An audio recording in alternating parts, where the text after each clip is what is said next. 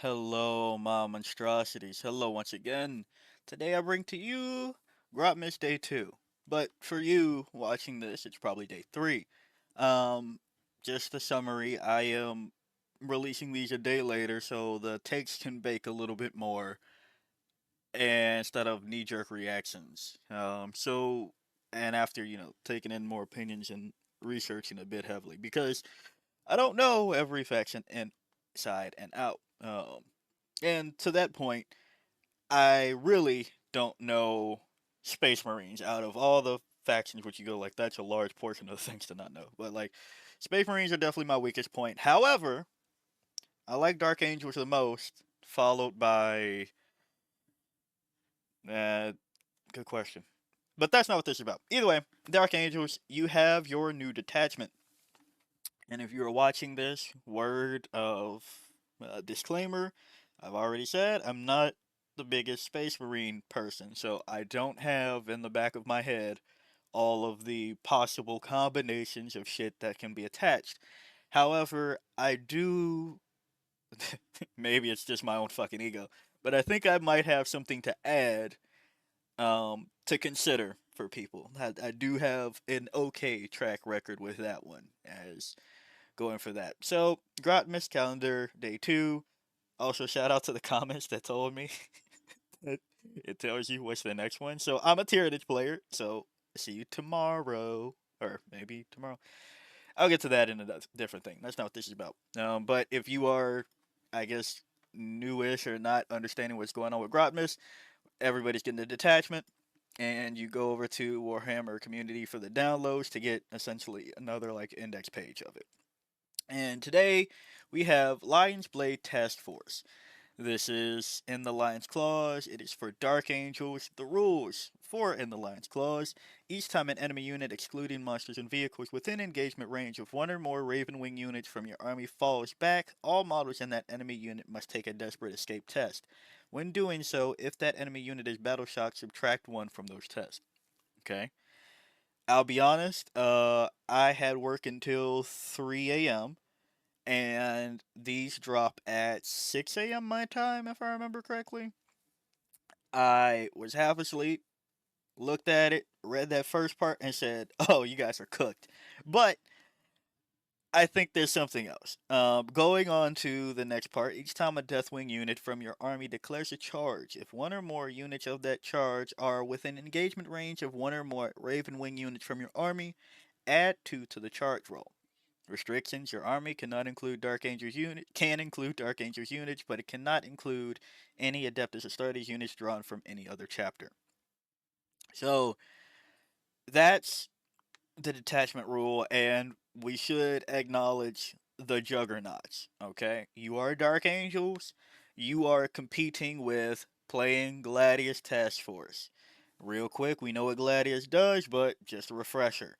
You get to choose one of 3 combat doctrines. Below, can only use each combat doctrine once per battle. Devastator, your units are eligible to shoot in a turn in which they advance. Tactical, they are eligible to shoot and declare a charge in a turn that they fail back. Assault, eligible to declare a charge in a turn in which they advanced. So, as Dark Angels like to do, you like to be in combat. So right now it is hard to beat Gladius. And don't get me wrong, there are more things, enhancements, and stratagems that make Gladius even better. But for the sake of time from the not not expertly educated on the topic, I'm just going to chop it here to detachment rules because we have a couple more to review. And you see all these tabs? Usually, I'm sorry, I would make it so that it's a surprise on some of them. But there's so many fucking units that the way I normally do it, it crashed my computer twice trying to set this up. So we're not doing that. Moving on, Stormlance has been on the rise for Dark Angels as well. So you also now have to compete with Stormlance. Adeptus Astartes units from your army are eligible to declare a charge in a turn in which they advanced or fell back.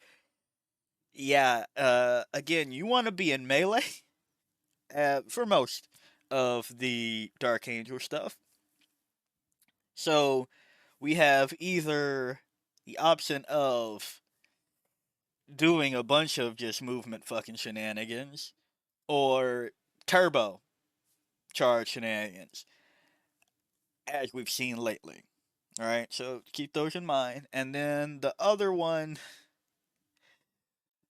I guess, are the ones that are Dark Angel specific. Now, we're just going to all agree right now that Unforgiven Task Force doesn't exist, right? Like, can we come to the kumbaya? Like, this doesn't really give a fuck, right? Inner Circle, nice. It got a buff, but as you can see, it probably isn't enough of a buff to make people use it over Gladius or Stormlance. So it is probably the best exclusive one for Dark Angels, but it's still not better than the best, right? And then finally, there is Company of Hunters. And this one is for the uh, Dark Angels as well, but this is more for the Raven Wing. And I guess I should point out that Inner Circle is for the Deathwing.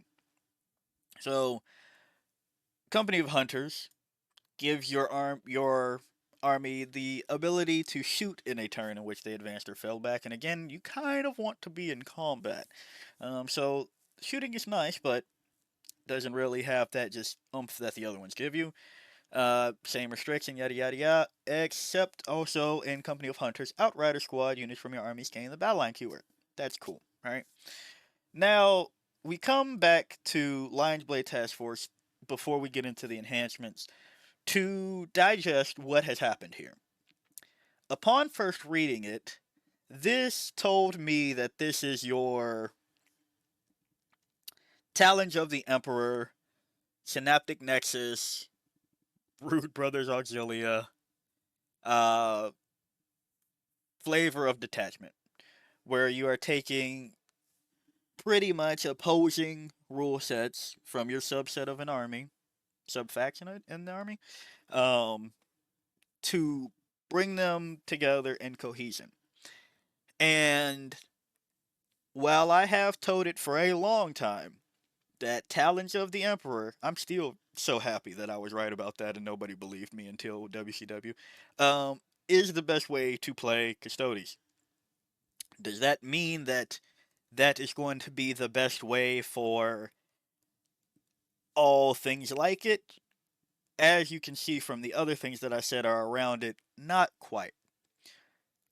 However, that's where I think the approach to Lions Blade Task Force is going to be a bit different as we read on, where I think you'll get the most value out of it.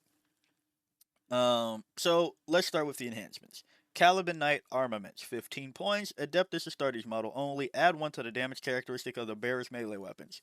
15 points. I'll take an additional damage to the characteristic of my melee weapons. Fuck yeah. Lord of the Hunt, Ravenwing model only. The bearer's unit is eligible to shoot and declare a charge in a turn in which it fell back, and you can reroll a desperate escape test taken for models in the bearer's unit. 15 points. This is good. Is it? Well, the detachment is kind of already better than Company of Hunters, but you have a different angle with Company of Hunters where you get to advance and shoot. But getting fallback shooting charge for 15 points as a points filler, just as decent. Okay, not too bad. Stalwart champion, 25 points. Captain, Captain, Chaplain, or Lieutenant model only. While the Bears unit is not battle shocked, add 1 to the objective control characteristic of models in the Bears unit. This can be really good. It can be. It can be. 25 points. I will say they're smart here because in yesterday's detachment with the fly blown host, um, you don't want to leave open enhancements that would just be better than the 125. To that extent, you don't want usually 15 and 10 or the very rare 5 and 20, right? Or 5, 15, right? Some along those lines. For it to be 25 points, it has to go home. And the closest thing I can immediately think of as a Tyrannus player is Ominous Presence and Crusher Stampede. But this is already better than that, into which it is +1 to the objective control characteristic of models in the bear's unit. Not just an additional 3 for the bearer, it is your entire squad now goes to OC a billion, right? You put this on a captain and, or, captain, chaplain, or lieutenant, right? And you put this on some fucking battle line, you are now just flipping fucking objectives at your fucking ease, okay? Um, but that's just the quickest way I could think of it. It's good for 25 points. Is this an auto take? Compared to the other ones so far, this one might be your auto take. Fulgus Magna, 20 points. Deathwing model only. Once per battle at the end of your opponent's turn, if the bearer's unit is not within engagement range of one or more enemy units, the bearer can use this enhancement. If it does, remove the bearer's unit from the battlefield and place it into strategic reserves. We know how good a once per turn uppy downy or in uppy downy is. For 20 points, once per battle. Sorry, not once per turn. Once per battle. Um, that's pretty nice. Would this be your auto take? I don't know. Simply because what I'm going to speculate on this detachment later. It sounds really good for 20 points. If you do have a character that is a Deathwing model, that obviously isn't an epic hero, and you have 20 points probably after you use Stalwart Champion, I could see you going with Fulgus Magna. But I think Stalwart still. Uh, because you don't have mobility issues. You're bringing the Raven Wing units into this, so it's not necessarily um, that aspect, right? So I don't think you need more, but it's always good to have. So that's my justification, I guess you could say, on that one. Scrolling down, we go to the stratagems. Overpowering exaction. Command phase or the start of the fight phase. That is two drastically different phases, which is interesting. For 1 CP, one Adeptus Astartes unit from your army. Let's enhance. Enhance. Um, okay, maybe not that far. Select one enemy unit within engagement range from your unit. That enemy unit must take a battle shock test. When doing so, if your unit has the Deathwing or Ravenwing keyword, subtract 1 from the result. You can only use this stratagem once per battle round. So, I am now concerned. Uh, I guess for Tyrannid's upcoming, because we don't need this again, like we have it in Savage Roar, and Crusher Stampede with Savage Roar. But for the Dark Angels players, why am I even bringing that up?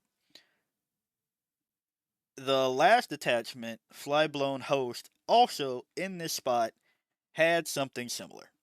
So GW seems to be giving this as holy shit, I just had an epiphany mid this thing that is going to explain my point of view for this even further. Um GW just did Flyblown Host, which had a similar stratagem, and they just released the Nemesis Claw, which has similar war gear. And I was trying to remember what codex released after Blood Angels, if there was one. Right? It's been months, so I can't quite remember. But Blood Angels, you have Dante that does it. GSC just got boosted again, but to be fair, it was already in their codex with the Patriarch. They're taking this route on to overpowering Exaction, where it seems that they want to move the game into a lockout battle shock test, lockout stratagems with things like battle shock test, and just turning the abilities fucking off. So already it's looking like you might want to dedicate a few more units than you normally would to, I can't believe I'm saying this, battle shock. Uh, and within Dark Angels. Now, that's not where I'm fully going, so just still stick with me a little bit. But they seem to be figuring out how to make that mechanic work more than they did at the start of the edition, where they were just like, yeah, if you just take away somebody's OC, then fuck yeah, that's, what else could you want? They seem to be realizing that if you give more effects with Battle Shock being around, people might take it, and then they'll go spec into turning off stratagems and OC differences with that, or a Dread Talons kind of way where, I guess I should say Night Lords kind of way, into which you are looking more towards having that control over your opponent, where either they are battle shocked and not using a stratagem here, they can't use a stratagem here, uh, would need to. Well, I have a couple of crazy things on this one. Crazy takes. I guess I'll save that in a second too when we get to the data sheets as well. Knights of Iron. Uh, your movement phase or charge phase, one Raven Wing unit from your army. Until the end of the phase, each time a model in your unit makes a normal, advanced, or charge move, it can move horizontally through terrain features. Now, when I first read this, I was like, who gives a fuck? Most of Raven Wing, I shouldn't say most, but quite a fair portion of Raven Wing is aircraft. So, who gives a shit about that? But there's also the mounted aspect and another unit that isn't quite aircraft. So you don't just straight up ignore it. You kind of have to abide by it, but not really at the same time. However, Knights of Iron is Untrammeled Ferocity from Crusher Stampede. And hint, hint, I think that's what this detachment actually might be. Um, I I think they're just saying, hey, look at the bigger things or the immovable things. Because again, mounted, being able to go through walls is a big help. However, I think the more that I read about this and the units that can be applied, you probably might bring more vehicles than you thought you were going to. For more bang of your buck. Will it be better than Gladius, Stormlands, and Inner Circle Task Force? Is that what the fuck it is? Right? Inner Circle. Yeah, Inner Circle Task Force. I don't think so.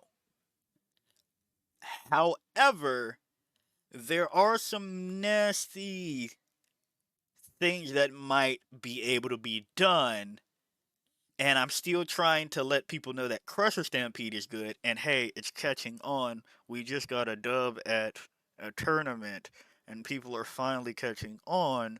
Hey, you might want to start looking towards more big things again, even though GW made that push for Battle Line, which was fucking non existent. So I say all that to say that maybe look ahead of the curve and look, fucking Aston Molitarum is just beating everybody's fucking ass right now with their vehicles as well.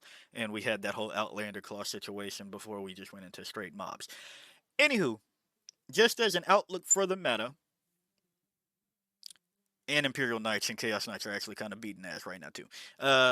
You might want to consider not throwing in the immediate good units from Ravenwing and Deathwing and calling that done in a Challenge of the Emperor Custodes way, but maybe a combining of the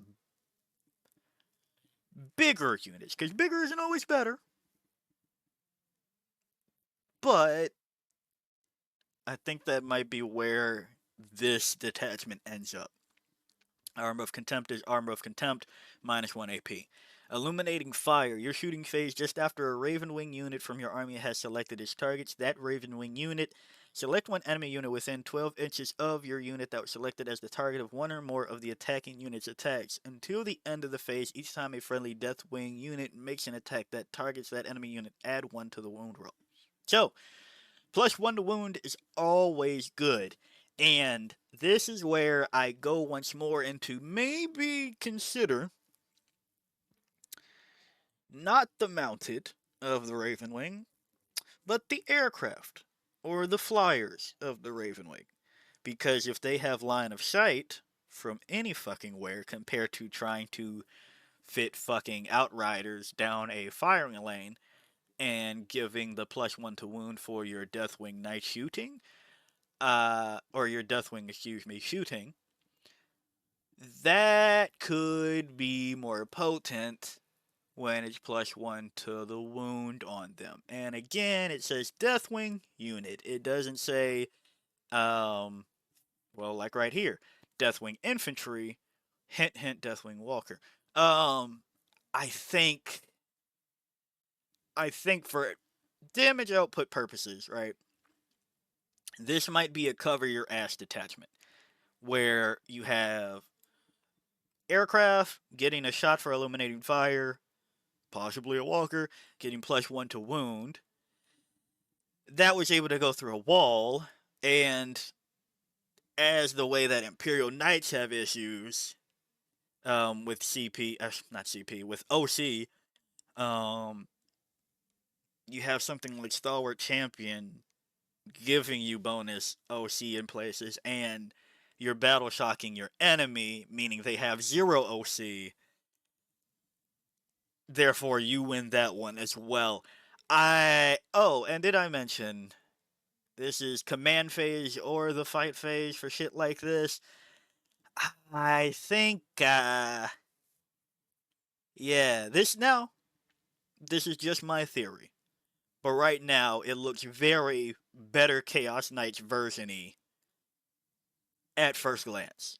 As somebody that does not play Dark Angels, all the signs to make this the best are pointed towards not traditional Dark Angels things.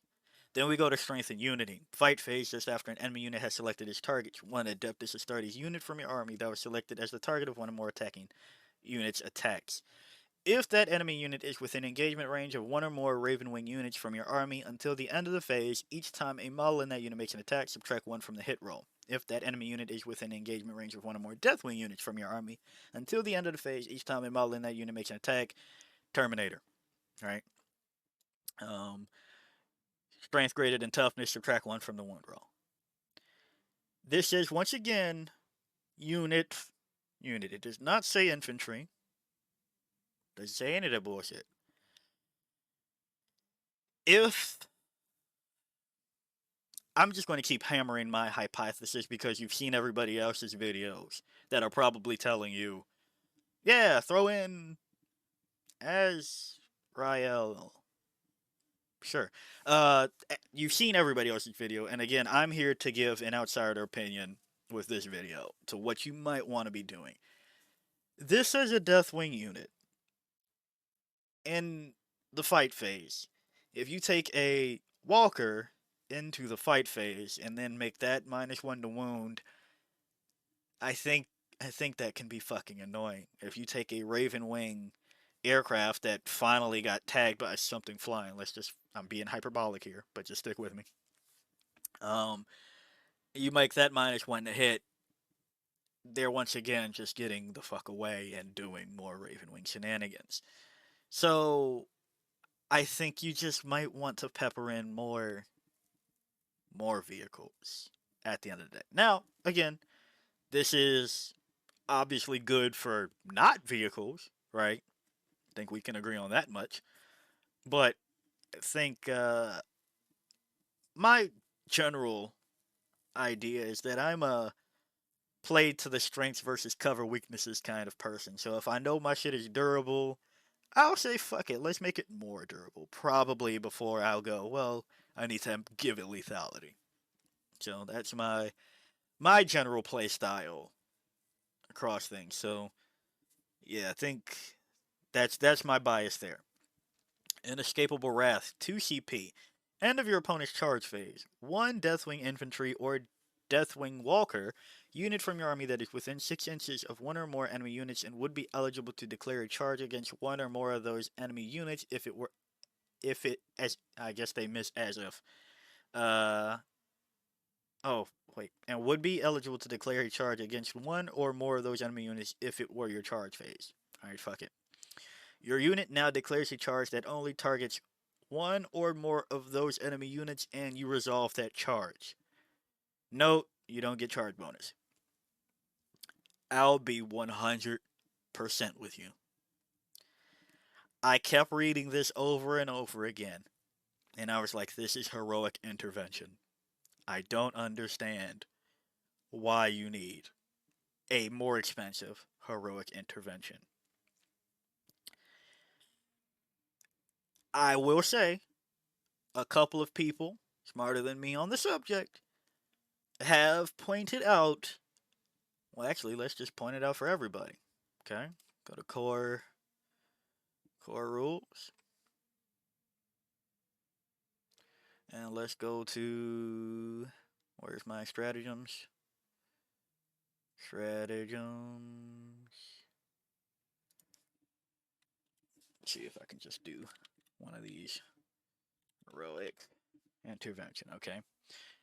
Your opponent's charge phase just after an enemy unit ends a charge move. This one for 2 CP is not asking you for your opponent to end a charge move first. They are just simply saying that if somebody is within range, you could spend 2 CP to charge by yourself. So that is could be quite potent. Sorry if you can hear the surroundings. Don't know why we have to do this, but hey, I guess that's just life. Yeah, I think just 2 CP and not requiring a charge first could be kind of turbo in the right circumstance. Now,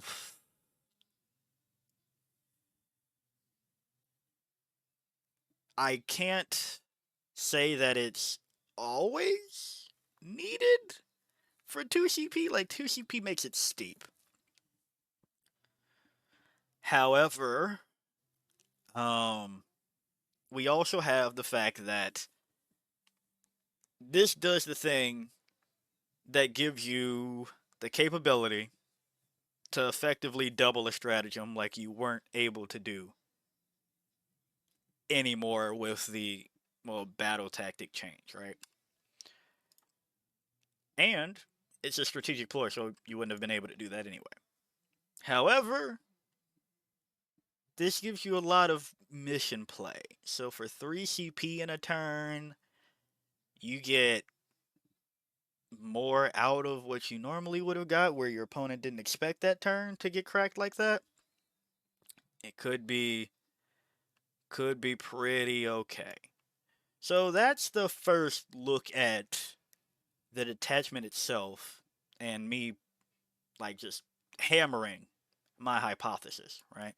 Let's go into what could go into it. And I always go, well, can you put the fucking Primarch in it?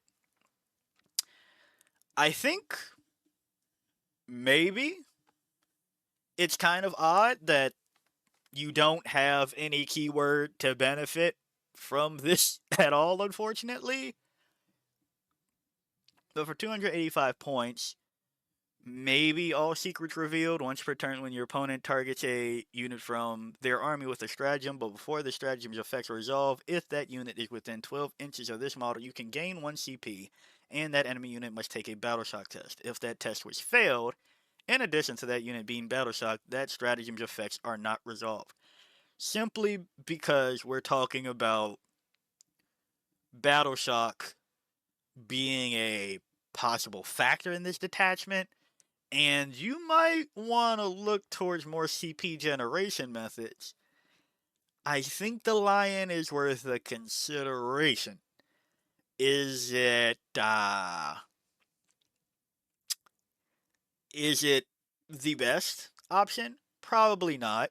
We are also once again thinking about the flavor of this detachment where you're combining the Raven Wing and the Deathwing. Right? And that's kind of Blind Elves whole spiel, so maybe just for the flavor and the hell of it, you do it as well.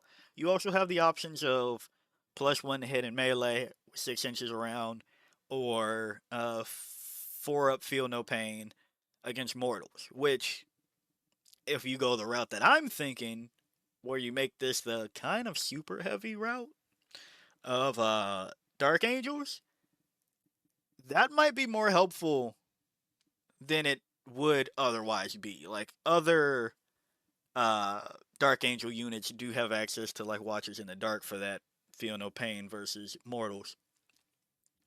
I think if you're going the super heavy route, Lionel might be for consideration, especially because you get blown up around some infantry and you're going to bring infantry, right? So it's not like you're completely abandoning it.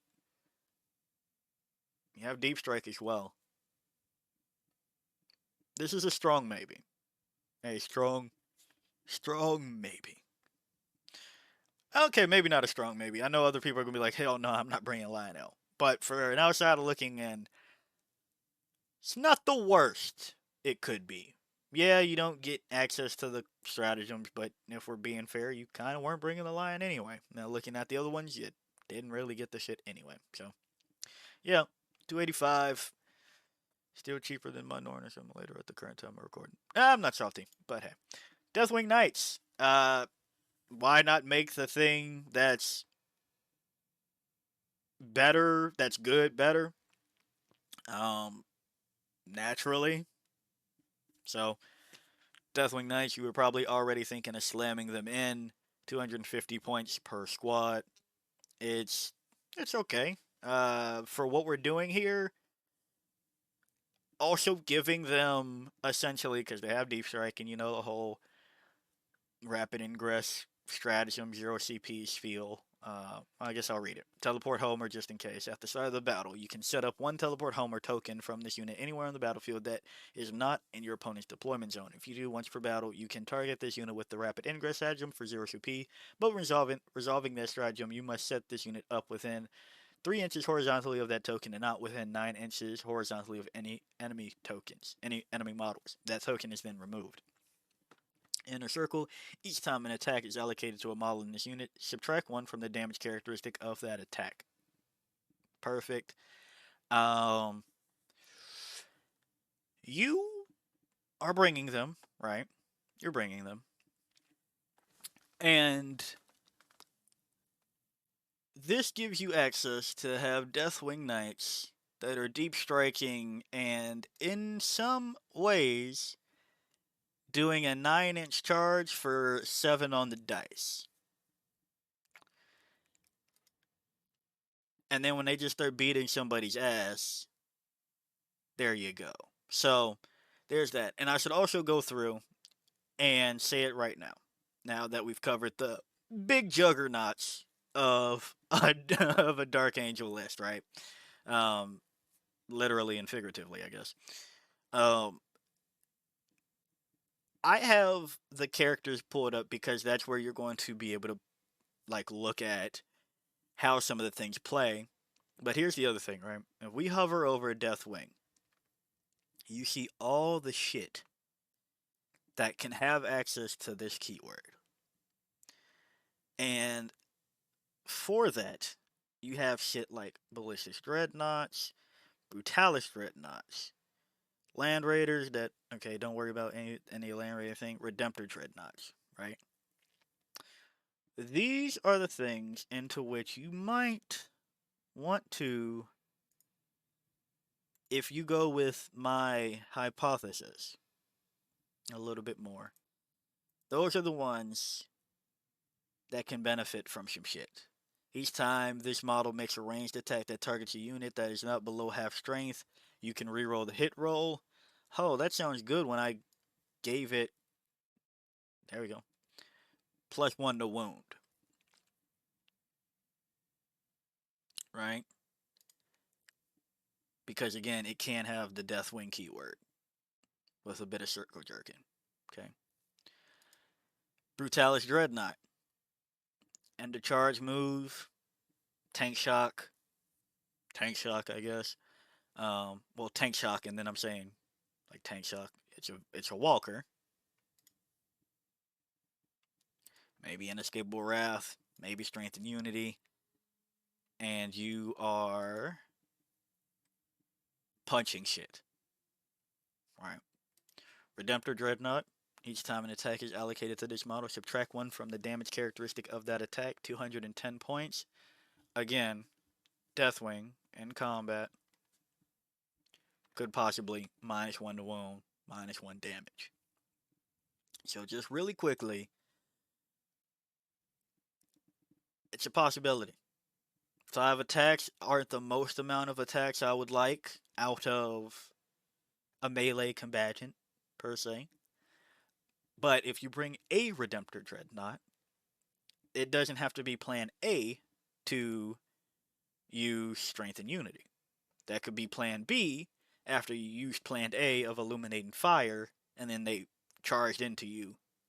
And now you're like, well, have fun trying to punch me. Because finding ways to spend a CP to get punched less while getting punched isn't always plan A. Usually you kind of just want to find a way to not get punched first instead of making it hurt less when it happens. So that's the idea there. And again, that's if you aren't using Armor of Contempt, because it is a bit odd that they gave both.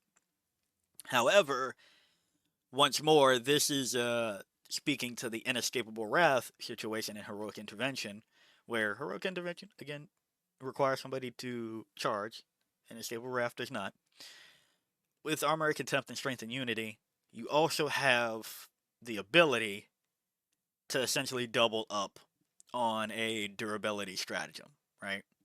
So if maybe one, and this goes into, I can't believe I'm just not thinking this too, my synaptic nexus kind of theory as well, where if you are able to pop smoke on one, reinforced hive node another, that's what's going on here. Or Savage Roar, pop smoke on infantry that you brought in Crusher Stampede for whatever reason. But something like that where it's, okay, one time I need to survive shooting or a fight phase on this one unit, Armor of Contempt there, and another unit I need to be durable again, Strength and Unity. So this will make it hard to lift your shit out of this detachment no matter what way you go. So that was just a quick aside on those, and we're just gonna get those out. If you looked at the video, you know. If you didn't, whoopsie, you skipped to the end and you didn't see all the things. Then we go over to just want to make sure. Deathwing Terminator Squad. Okay, same teleport homers and again. And then you have Deathwing. Each time a model in this unit makes an attack, you can ignore mods. Da da da da da. In addition, each time a model in this unit makes an attack that targets the enemy unit you selected at the start of your command phase for the Oath of Moment ability, add 1 to the hit roll, add 1 to the hit, possibly add 1 to the wound. It's good. I know that might be hard pressed to tell people to bring the Deathwing Terminator Squad, but for the things that you get, I think so. I think it's a fine result so far. And I know I said I brought mostly characters here, but I did want to illuminate that one. Then we go back into the characters. Azrael, Supreme Grandmaster, sustained hits 1, and also plus CP. I say you probably bring Azrael just so you can use CP. The same way that people bring the Swarm Lord in Crusher Stampede. Meanwhile, I am a disliker of that because there's the Lord of Deceit aura / Malign Presence that you are trying to output, so you can essentially get taken off the board pretty easily, and then you go your CP. Again, thinking about if you go the super heavy route, or even not, +1 CP is valuable for 115 points, and you're attaching it to pretty okay shit. And it has the death, Azrael has the Deathwing keyword, so there you go. Asmodai. Hot take? Maybe you bring Asmodai, okay? Exemplar of Hate. While this unit is leading a unit, each time mauling that unit makes a melee attack, you can reroll the hit roll. But for Feared Interrogator, at the start of the fight phase, each enemy character unit within 6 inches of this model must take a Battle Shock test, subtracting 1 from that test when they do. In addition, each time this model destroys an enemy character model with a melee attack, you gain 1 CP. I think you bring Azrael and Asmodai. I think you bring both. 4, Lion's Blade Task Force. Yes, I did take a second there because I did forget if it was like Lions Arse Task Force or whatever fuck. I think you are probably looking to bring both on first impression, where you have Battle Shock Shenanigans, Battle Shock Shenanigans, Battle Shock Shenanigans. Like, this might be a Hero Hammer heavies, hero super heavy heroes army list in the scheme of things. Because, again, maybe you do bring the Lion. Make it so that there's some Battle Shock there. You gain CP, probably in a different turn. If the CP, maybe, okay, maybe, Well, you're playing more so for the Battle Shock. If you can't get the CP, you can't get the CP, and this is a backup plan. So if Azrael gave you a CP, cool, and it's not guaranteed here, I guess. So, yeah, if one of them gets lifted, you have the other one, basically. And then Asmodai giving more Battle Shock test. I think you could be annoying as fuck with this. Belial, I will stop myself here. I don't think you're bringing Belial on this one. Well, this model is leading a unit. Each time a model in that unit makes an attack, if a critical hit is scored, it has precision.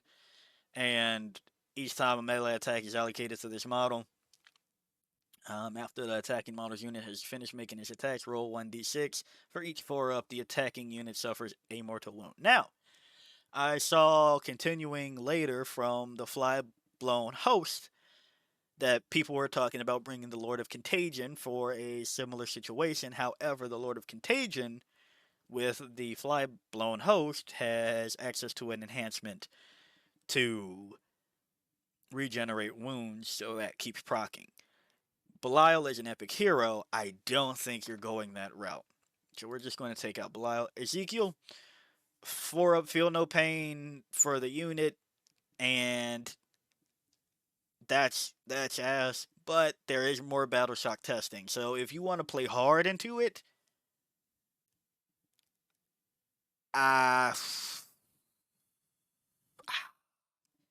Book of Salvation. While this model is leading the unit, add 1 to the attack characteristic for melee weapons equipped by models in that unit. When this model is destroyed, each friendly Adeptus or starter unit within 6 inches of this model must take a Battle Shock test. Now, that's some fucking... What the fuck is that detachment called again? Not Inner Circle. Unforgiven Task Force. That's some funky tech for that. But I don't know if the Battle Shock test is that desperately needed that you're putting Ezekiel in the list. But I am willing to be told otherwise. Lazarus, fight on death for the unit, feel no pain against Psychic Immortals, 3-up. I don't think you're bringing him for this one either.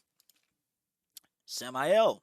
Then we go into Ravenwing, and just to make sure that we covered all the Deathwing characters, the main characters, because I'm not going over the enhancements for all the fucking shit here. Yeah, those are ones that you might want to look to taking so far for the list. Samael, you go into the Raven Wings, Grandmaster of the Raven Wing. Now this model is leading a unit. That unit is eligible to shoot and declare a charge in a turn in which it advanced. Nice. Cut off their escape. Each time an enemy unit, excluding monster and vehicles within engagement range of this model's unit, is selected to fall back, models in that enemy unit must take desperate escape tests as if they were battle shocked. When doing so, if that enemy unit is also battle shocked by other means, subtract 1 from each of those desperate escape tests. You're probably bringing Samael in this one. Probably. I think that would go to the thing you want to do, which sometimes it might be better to bring the thing that you want to do for the detachment over what's good in the faction, right? So sounds like cap and sacrifice and cope, but I think once you finally iron out some things, like for example, again, just to for the flavor of it, Talons of the Emperor, Lion's Jaw, Lion's Claw, Lion's Blade, damn it, Task Force, where people traditionally weren't trying to bring sisters into the Custodes list, and man, we know how they reacted, with women being in the fucking faction. But hey, Lion's Blade Task Force. Uh, I think once you realize that sometimes the suboptimal things become optimal for the game plan, the optimal game plan requires necessary sacrifice. So maybe Samael. Then we go over to the Ravenwing Command Squad. Oh boy. While this unit contains a Ravenwing Apothecary in your command phase, you can return one destroyed model, excluding character and invader ATV models to this unit. While this unit contains an Ravenwing Ancient, add one to the OC characteristic of models in this unit. While this unit contains a Ravenwing Champion, add one to advance and charge rolls made for this unit, and you can target this unit with the Heroic Intervention Stratagem for 0 CP. You are probably bringing the Ravenwing Command Squad. To also lead Ravenwing Black Knights, as you can see that I skipped over there. Or maybe Outrider, right? But you are probably bringing this into this detachment because again, if you get one for 0 CP, one heroic intervention for 0 CP, you can double down with another for the 2 CP versus it being 3 CP. The objective control situation, like this does kind of round out the list or the way it was designed so far. So Ravenwing Command Squad probably going into the motherfucking list. And last I checked, this is just a character, right? I'm not missing Epic Hero. So yeah. Ravenwing Black Knights. There we go. I'm like, why did I have two of those? Ravenwing Black Knights. Knights of Caliban. Each time this unit is selected to fight, if it made a charge move this turn until the end of the phase, melee weapons equipped by models in this unit have the anti-monster 4-up and anti-vehicle 4-up abilities. Yeah, it's pretty good. And again, you're probably putting on Samael. Think it's nice. Think it's nice. Just bring a couple of them. And then the other thing that going towards, hey, you said a lot of bringing mixed things, but you didn't go over a lot of the Ravenwing vehicle aspect of it. This is the main one. We're going to pill up Vengeance and the Nephilim Jet Fighter for the fuck of it. Fuck it. Let's go with all of them, okay? This is the one where I'm like, well, it's not an aircraft, so you don't get the freedom of all of the line of sight shit. But you do have, while a friendly Adeptus Astartes unit is within 6 inches of this model, models in that unit have the stealth ability, and each time a ranged attack targets that unit has the benefit of cover against that attack. Adeptus Astartes unit. Again, if you go with the super heavy route, with more vehicles within the list that you normally would for Dark Angels, that I'm trying to drive home here, you give them stealth and the benefit of cover, and you have access to Armor of Contempt.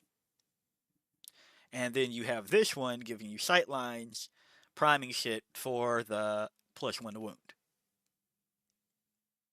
And if shit gets tough, since this is a flying vehicle and not an aircraft, you can charge this into something to give your Deathwing Knights, or, something along those lines, a 7-inch charge. Because it has 14-inch move and the maneuverability to probably get where you want it on that front. So, hey, and if you want, you could also spend the CP to put it straight through walls instead of having to do the 14 here and then I do the 7 here and then the 5 here and the 2 there. You could just make it easier on yourself.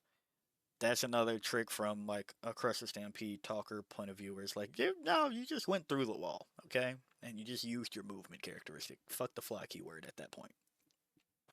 Um, so yeah, Ravenwing Darkshroud might be one of theirs as the, I don't want to say auto take, but more likely to take. Land Speeder Vengeance. Once per turn, in your opponent's shooting phase, when a friendly Adeptus Astartes unit within 6 inches of this model is destroyed, this model can use this ability. It cannot use this ability if it when it is itself destroyed, so not a tank commander. If it does, after the attacking unit has finished making its attacks, this model can shoot as if it were your shooting phase, but when resolving those attacks, it can only target that enemy unit. 120 points, T8, 3 up save, 5 up invuln, 10 wounds. Maybe? But like that's a very soft maybe. I don't think that Land Speeder Vengeance is making it into this list. Nephilim Jet Fighter. Here we go to an aircraft. Each time a ranged attack targets this model, subtract 1 from the hit roll. If the attack is made by a model that can fly, subtract 1 from the wound roll. And, you know, if you just want to be an asshole, Arm of Contempt. 195, it has pretty solid shooting. We've seen aircraft become usable again, especially with WCW opening some eyes to things like the Harridan, into which it is an aircraft and can get line of sight onto things to shoot things with the guns that it wants to shoot with, such as dire biocannons, and here that would be the Nephilim las cannons. Now, what other things have we seen? We have seen Tau Tiger Sharks. We have seen Drukari bring shit like the Ravenwing Bombers, and there was another one I had on the top of my head that I am forgetting. Harridan, Tiger Sharks, Ravenwing Bomber. Fuck, I can't remember the last one I had on top of my head right now. But we've been seeing aircraft do things, and I know GW doesn't like it when aircraft does things. So maybe abuse this to do things. It also has hover, right? So that's other lines that you could play with. And if you aren't comfortable with trying to use the aircraft part of the aircraft, fair enough. And then we have the Ravenwing Dark Talon, another aircraft. Once per turn, one model from your army with this ability can use it after it ends a normal move. If it does, select one enemy unit, excluding aircraft that it moved over. Do mortal wounds. That unit cannot advance or fall back in your opponent's next movement phase. On a 4-up, that unit must remain stationary in your opponent's next movement phase. Each model can only use this ability once per battle. 210 points. The Rift Cannon is nice. The Rift Cannon is tasty. The ability part? Probably not. Because that kind of contradicts what you're doing for the faction. However, Rift Cannon is really nice. So I don't know. Maybe you consider bringing it in there just for the fuck of it. Maybe you need a hammer unit with a gun that has the ability to be a little bit more survivable. Uh, I can't see it being a staple, but hey, you can start it with hover and then give it Knights of Iron to go through walls. It's a possibility. So for a Rift Cannon, maybe target something that really needs to die. D3 plus 1. I guess there's an argument to be made for it. 210 points isn't the worst. For example, my Harpy is 215. And doesn't have a Strength 16 AP4 damage 3 gun with blast devastating wounds. Well, it has blast, not devastating wounds. So yeah, that's when I put it like that, as a Tyranids player, it looks a little bit more appealing. But overall, that's my take on this. I know other people that play Dark Angels will give you a better rundown of the infantry aspect of it for the things that you want to tackle, yada yada yada. But from a deep dive point of view, it looks like they tried to make Crusher Stampede again, but better on the first go round, because Crusher is actually okay. And sometimes I argue tied for best, but it looks like they really They really cooked. I know I've seen quite a few comics by now. It's like, they tried, but it's still ass. It's still ass. I think it is quote unquote ass for the thing that you would want to do in Gladius. Oh, sorry, forgot that I did that. In Gladius, in Stormlance, and Inner Circle. It is worse there because they are already giving you support for mounted, infantry, and essentially the combined arms front of the infantry and Gladius. However, now you have a way to combine the fronts for the non-infantry. Um, so yeah, that's my one. I think I'll try to make it on the thumbnail where you go, huh, maybe not, or maybe. And I know people will yell at me probably haven't gotten this far, but we'll see. So yeah, if you like the video, like it. Got a comment from a comment, and until next time, peace out, my monstrosities.